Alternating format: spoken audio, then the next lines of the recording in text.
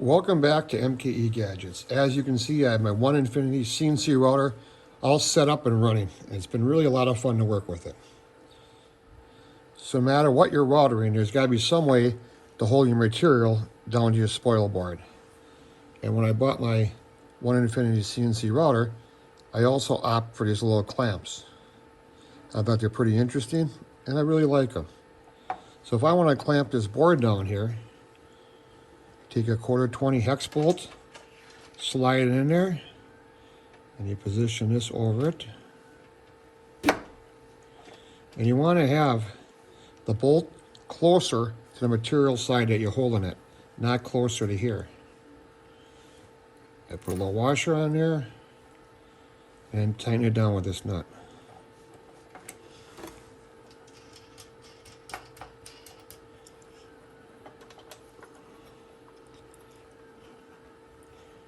And you can get a lot of clamping force on here.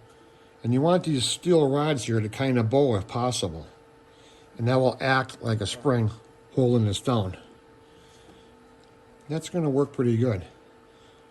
A couple things I don't like about it.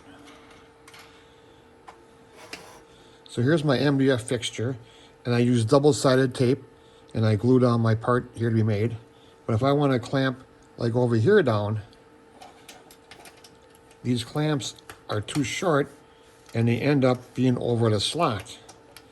So if you angle it a little bit, it barely, it ain't even a fit.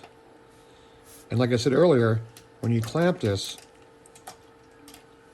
you want the bolt to be closer to the side that clamps your material. So I looked at these and I said, how can I improve them?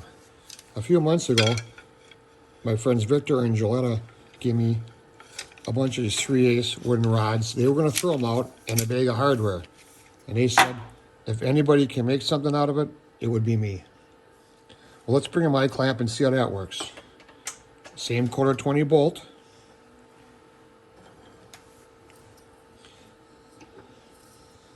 Now here's the ends, a lot wider, a lot thicker.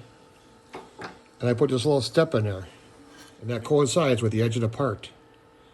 That way you know you have full engagement.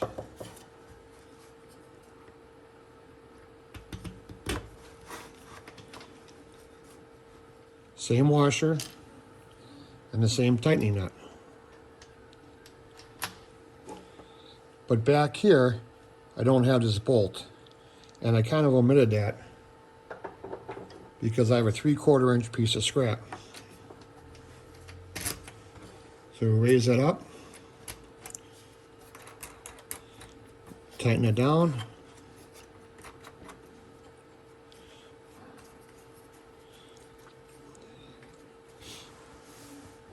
and now the wood kind of bows, acts like a spring, and tightens this down really nice. So I thought, okay, well, I'm going to make a bunch of these, and I'm going to have to go through my scrap pile and cut a bunch of 3/4 inch pieces of wood, and I'll be all set.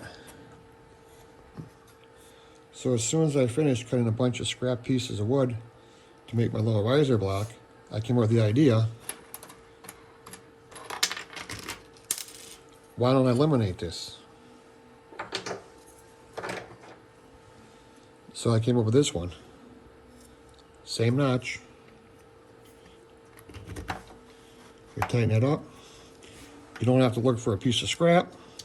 You don't have to worry about the scrap falling over. Tighten this up the same way. You get your bolt close to the clamping edge. And you give it a little snug. You put this into a little bowl. You get your spring action. And there you go. Dolores is your aunt, right? And I thought, well, this is it. This is nice. This is perfect. Don't need a scrap of wood here. Tightens down. But then I looked at this after it came off the printer. I go, this does not need to be so thick. What was I thinking? So I made up this one. Everything's the same, except for this is half the size. These are 3D printed parts, and there'll be a link down below in Thingiverse if you want to print off your own. And I'm quite happy with the design. So now I can come over here, raise this up. If I want to clamp down here, I can tighten this up. And down here, it straddles the T-slots. So you don't have to worry about this falling into the T-slots. I really like these, but I think I like this one a little bit better. It's 3D printed and wooden. So if my router goes off course due to operator error and takes out my clamp, it's not going to break the bit. Well, it might with this, with these stainless steel rods. These have their place, and I think they're very nice, and I do like them. But I think I really like this style better. Please support my channel by subscribing. I'm trying to get to 1 million subscribers by the end of the year. Thanks, we'll see you tomorrow.